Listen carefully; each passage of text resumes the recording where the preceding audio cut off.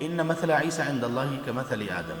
اب مسئلہ یہ ہوا کہ عیسیٰ علیہ السلام بغیر باپ کے پیدا ہوئے، اس کو کیسے سمجھا جائے؟ تو اللہ نے فرمایا کہ بلا شبہ عیسیٰ علیہ السلام کی مثال اللہ کے ہاں آدم علیہ السلام کی طرح ہے، کہ اللہ نے آدم علیہ السلام کو مٹی سے پیدا کیا، پھر کہا ہو جاؤ تو وہ ہو گئے، یعنی پھر کہا کہ یہ پیدا ہو جاؤ، تخلیق ہو جاؤ، تو آدم علیہ السلام ان میں روح آ گئی اور وہ زندہ ہو گئے. مٹی کا ایک اللہ تعالیٰ نے پہلے پتلا بنایا، پھر کہا ہو جاؤ اور وہ جیتے جاگتے آدمی بن گئے.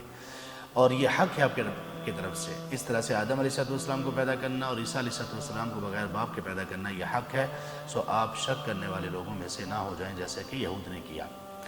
یہ وہ آیت ہے کہ جب مسلمانوں نے ہجرت حبشہ کی اور مشرکین مکہ کے ظلم سے تنگ آ کر وہاں پر گئے حبشہ میں، تو وہاں کے جو بادشاہ تھے ان کا لقب تھا نجاشی یہ لقب تھا، اور نام تھا ان کا اصحمہ رضی اللہ عنہ. مسلمان ہو گئے تھے وہ. تو جب وہ وہاں پر گئے مسلمان ہجرت کر کے، تو مشرکین مکہ بھی ان کے پیچھے پیچھے وہاں پر جا پہنچے اور کہا کہ یہ ہمارے سرکش لوگ ہیں، یہ لوگ ہمارے معبودوں کو گالیاں دینے والے ہیں، لہٰذا آپ ایسا کیجئے ان کو ہمارے ہاتھ واپس کر دیجئے.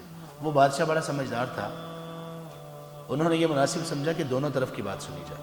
ہمیشہ جو شخص کسی اختلاف میں، دو لوگوں کے جھگڑے میں ایک طرف کی بات سنتا ہے اور کوئی رائے قائم کر لیتا ہے، وہ ہمیشہ ظلم کرتا ہے.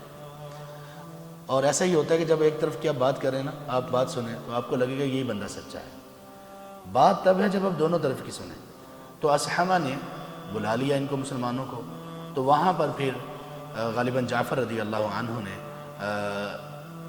تقریر کی اور کہا کہ ہمارا جرم صرف یہ ہے کہ ہم توحید پر ایمان لائے، رسول پر ایمان لائے، اور ہم نے بس ایمان کے لیے سب کچھ چھوڑ دیا، اس کی وجہ سے یہ لوگ ہمارے مخالف ہو گئے ہیں. تو جب یہ تقریر بڑی مؤثر ثابت ہوئی تو مشرکین مکہ نے ایک اور چال کھیلی.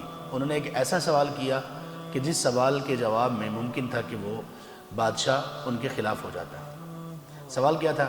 کہا کہ آپ ان سے پوچھیں کہ یہ عیسیٰ علیہ السلام کے بارے میں کیا کہتے ہیں. تو تب یہ آیت انہوں نے ان مثل عیسیٰ، بلکہ انہوں نے سورہ مریم کی ابتدائی آیات تلاوت کی.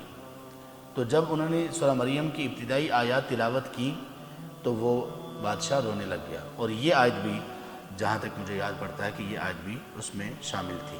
اور انہوں نے جب یہ آیت تلاوت کی تو پھر اصحمہ نے زمین سے ایک تنکا اٹھایا، ان کے بادشاہ نے، حبشہ کے بادشاہ نے، اور کہا کہ عیسیٰ علیہ السلام جو انہوں نے ابھی یہ آیات پڑھ کر سنائی ہیں، عیسیٰ علیہ السلام ان سے ایک تنکا بھی زیادہ نہیں، یعنی ایک تنکے کے برابر بھی ان کی بات غلط نہیں ہے. تو اس طرح سے ہر جگہ پر انتہائی بہترین انداز میں اللہ تعالیٰ نے تمام معاملات کو سالو کیا.